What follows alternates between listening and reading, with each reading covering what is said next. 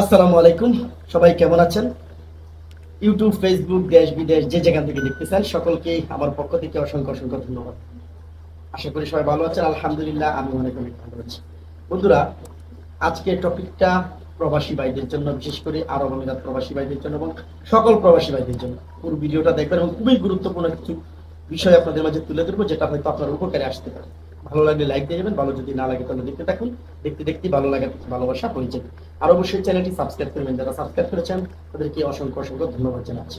বন্ধুরা, বিষয়টা হলো যে আপনারা যারা প্রবাসে আছেন, যারা নতুন অবস্থায় যাবেন চিন্তা করতেছে, সেটা দুবাই হতে পারে, যে কোনো রাষ্ট্রে হতে পারে, বা অলরেডি প্রবাসী বর্তমান অবস্থান করতেছে, নতুন আছেন, তাদের উদ্দেশ্যে আবার কিছু কথা থাকবে। সেটা হলো যে অনেক বাইরে আছেন প্রবাসে যাওয়ার পর, নতুন অবস্থা যখন আপনারা যান, গিয়ে কিন্তু অনেকেই অনেক রকমের চিন্তা মাথায় ঢুকিয়ে ফেলেন। কেমন চিন্তা? যে অতি তাড়াতাড়ি টাকা কামাতে হবে, অতি তাড়াতাড়ি সফলতা পেতে হবে, অতি তাড়াতাড়ি যে কোনো একজন মানুষকে বন্ধু বানিয়ে ফেলেন, অতি তাড়াতাড়ি যে কোনো একজনকে বিশ্বাস করে ফেলেন, অতি তাড়াতাড়ি মানে সবকিছুই তাড়াতাড়ি করার জন্য চেষ্টা করেন। আসলে প্রবাসটা কিন্তু কখনো তাড়াতাড়ি সফল হওয়া যায় না, বা তাড়াতাড়ি কোনো কিছু হয় না। ঠিক আছে? সময় দিতে হবে, অপেক্ষা করতে হবে, তারপর আপনি আস্তে আস্তে উপরে যেতে পারবেন।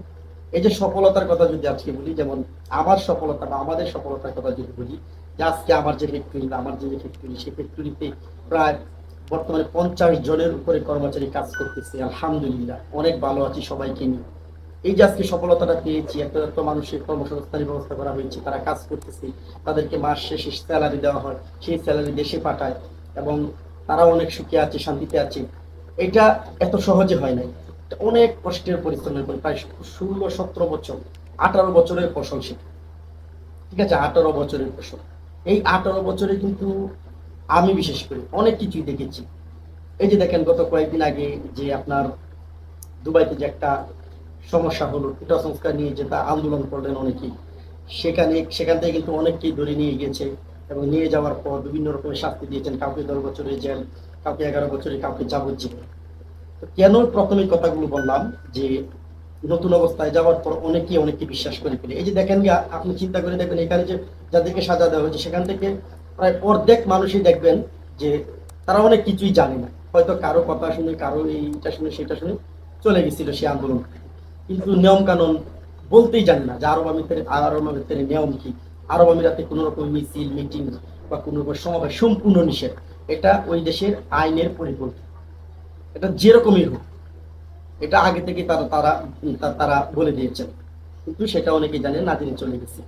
হ্যাঁ, আজকে দেখেন তাদের কি মহাবিপদ। তাই নতুন যারা যাবেন এই জিনিসগুলো মাথায় রাখবেন। কখনো কাউকে সহজে বিশ্বাস করবেন না, সহজে কারো প্রলোভনায় পড়বেন না, পড়ে জীবনটা নষ্ট করবেন না। আপনাদের কাছে আমার অনুরোধ থাকবে।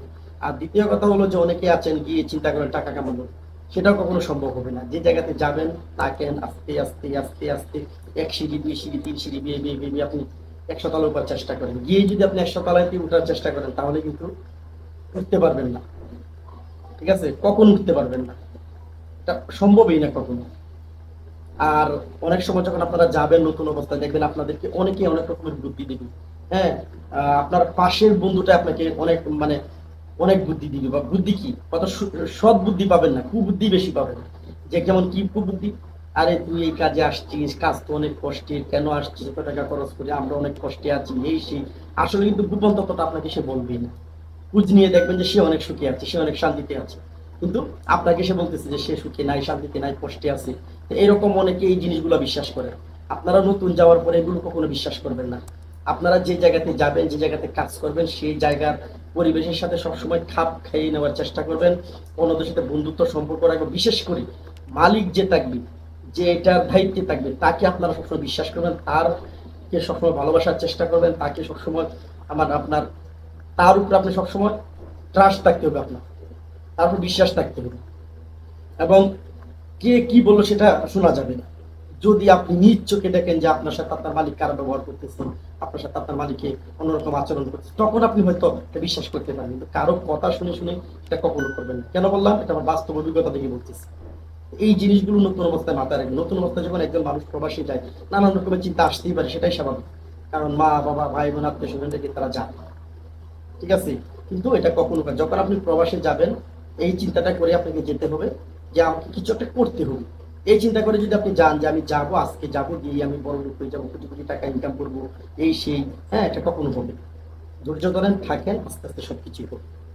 আর অবশ্যই এই যে আরব আমিরাতে, দুবাইতে যারা আছেন তারা কখনো মিছিল মিটিং এই সেই কখনো যাবেন না। এই যে দেখেন, এই লাইফে 17-18 বছর লাইফে অনেক কিছুই দেখেছি, কিন্তু কখনো কোথাও যাই না। যে জায়গাটাতে দুবাইয়ের সরকার বলেছে এই জায়গায় যাওয়া যাবে না, আমরা যাই। এই জন্য আজকে ভালো একটা অবস্থানে আছি, প্রতিষ্ঠিত অবস্থানে আছি, খুব ভালো আছি। আপনারা সেটা মাথায় রাখবেন। ভালো থাকবেন, সুস্থ থাকবেন। আল্লাহ হাফেজ।